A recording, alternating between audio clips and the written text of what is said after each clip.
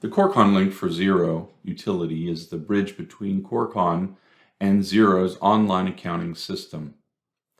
This utility eliminates duplicate data entry and maintains consistency across your organization.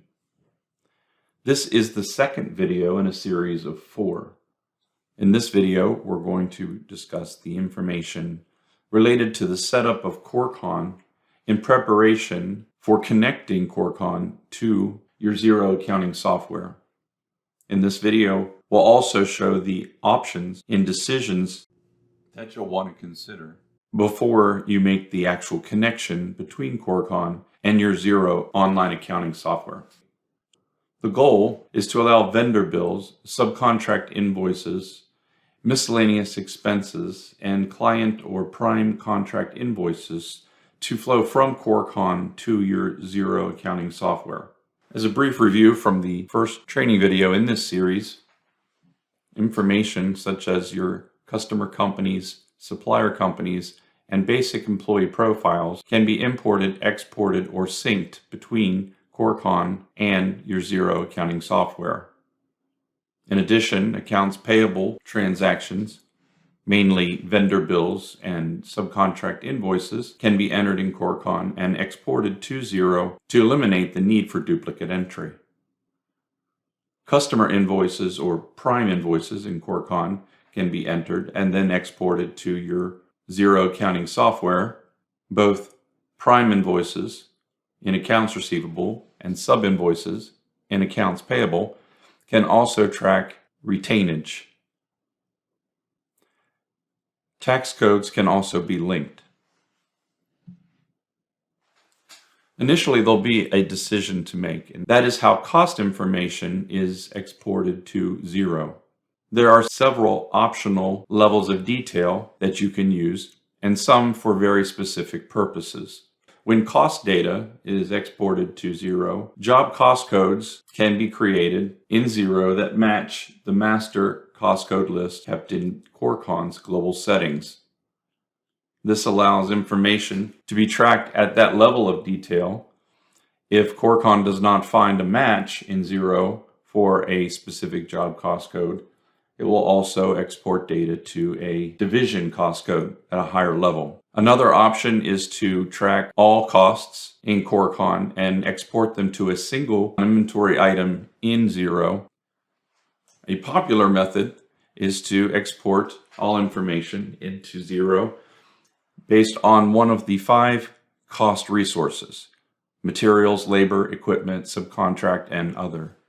You can also create custom project classifications. You can also export to specific project numbers. Xero is automatically going to track customer companies and projects and prime contracts, no matter what method you choose. Xero provides one other level of detail, that being the inventory items that are used to direct data into your chosen GL accounts. Of these options of linking job cost, you'll want to choose one. Once you've made the decision on the method of allocating job cost in your Xero accounting software using inventory items, Corecon provides a template you can use to import those inventory items directly into your Xero software. If you go to the knowledge base, to integration and public APIs, to accounting and ERP systems, and then to Xero, and then click on importing CSI and NHB codes into Xero, you'll find several of these import templates. There's also instructions on how to import those once you have these set up. I'm going to open the CSI format. Notice that it is in CSV file format as well. These master cost codes should already be set up in your Corecon subscription in global settings under company settings, if this is the method you're going to choose. The main thing you'll want to fill in is the purchase account, which is the account number in Xero, and the sales account, which is also a GL account number. Once that's prepared, you can file save, file close, and you'll be able to follow the instructions found here at the bottom to get those inventory items into your Xero accounting software. Now in Corecon, there's a few settings to consider. We'll go to the Global Settings option and down to Company Settings.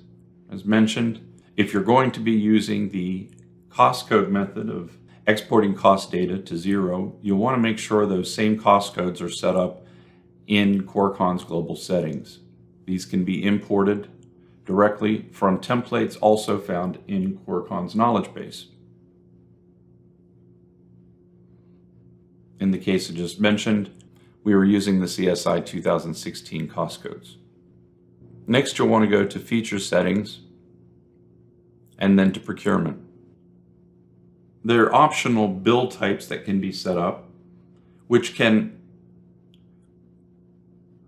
you can use to direct transactions to different accounts payable accounts in your Xero subscription, to different credit card liability accounts, or to checking accounts.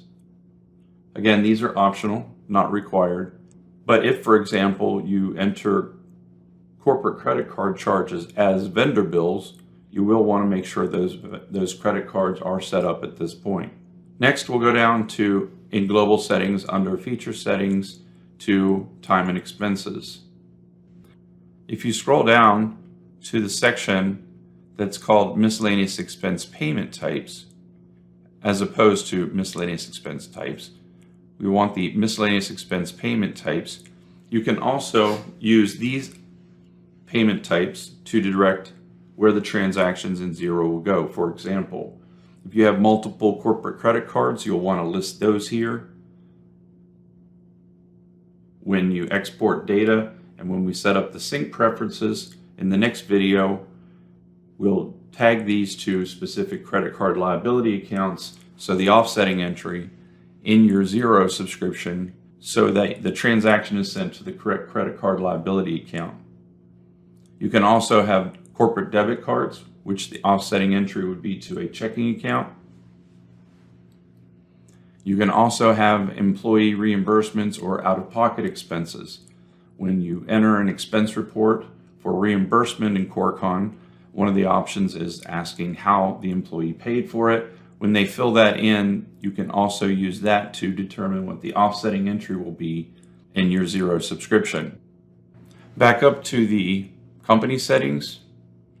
The taxation codes, if they're already set up in your Xero subscriptions, will import.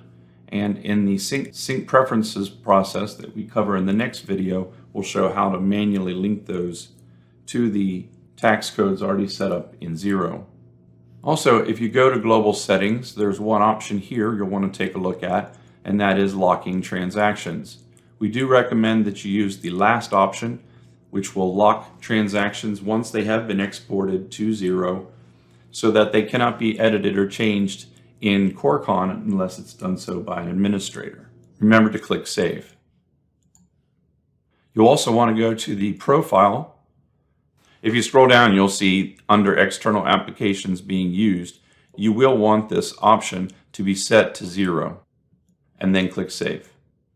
And back to Corecon Home. In the next training video, we're going to show how to use the settings that we covered in the first video in Xero and the settings that we set up in this video on Corecon to link data between the two software using CoreconLink to Xero as a bridge.